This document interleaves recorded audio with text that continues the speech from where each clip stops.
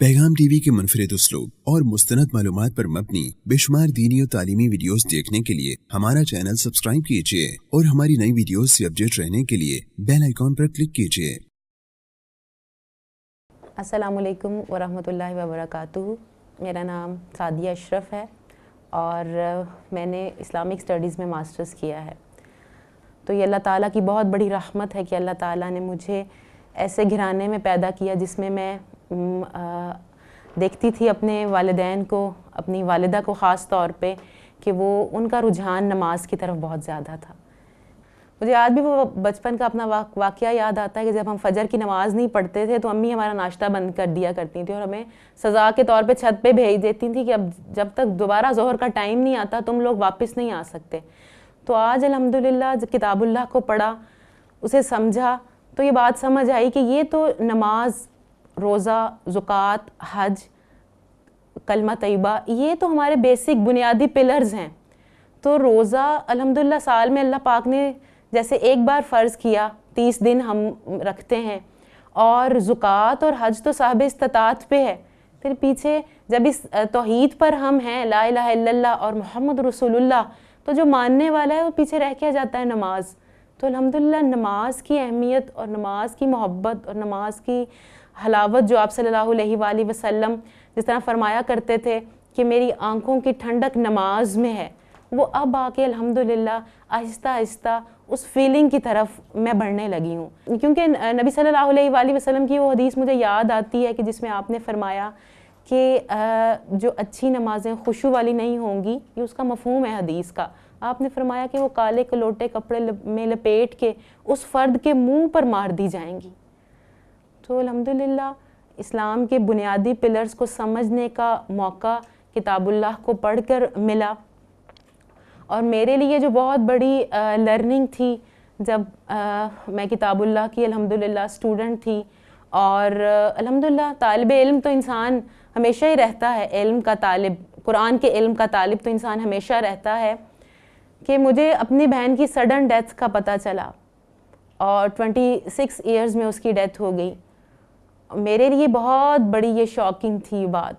तो जब मैंने उस जाके देखा और मैंने जब किताबुल्लाह से अल्हम्दुलिल्लाह हदीस रसूल सल्लल्लाहु अलैहि वसल्लम से जो गुस्ल मैयत को सीख रखा था, जब उसको प्रैक्टिकल करने का मौका मिला, जब मैंने अपनी बहन के कपड़े काटे, तब मुझे बहुत शिद्दत से एहसास हुआ कि अल्लाह तेरी हर बात हक़ है, अल्लाह तूने अपनी किताब में जो फरमाया वो सच है। तो अल्हम्दुलिल्लाह अब जब मैं एक आध दिन भी बीतता है या एक हफ़्ता भी बीतता है कि जब मैं कब्र को याद नहीं करती तो मुझे अपने ईमान में कमी महसूस होती है।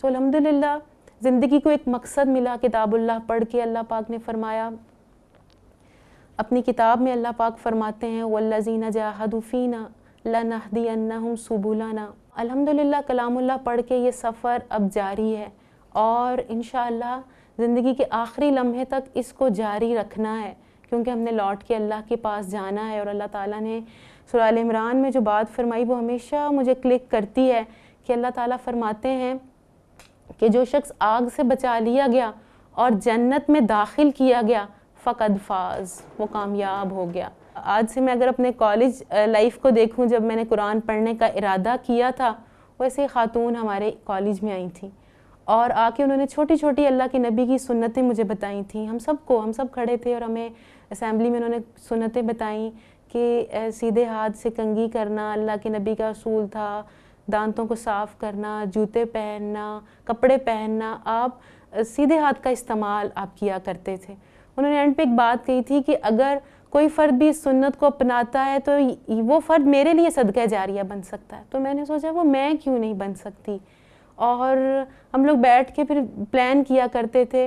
मेरी एक फ्रेंड थी, उसने मुझे बताया कि मेरी एक साथी, मेरी कज़न है जो बहुत बड़े बड़े कुरान पढ़ती हैं, सुबह से शाम तक जाती हैं और कुरान पढ़ती हैं, उसमें बहुत अच्छी अच्छी हदीस पढ़ती हैं, उनके घर में बहुत चेंज है, उनकी ज़िंदगी में बहुत ज़्यादा सुकून है, वो बहुत कूल एंड काम हो गई हैं।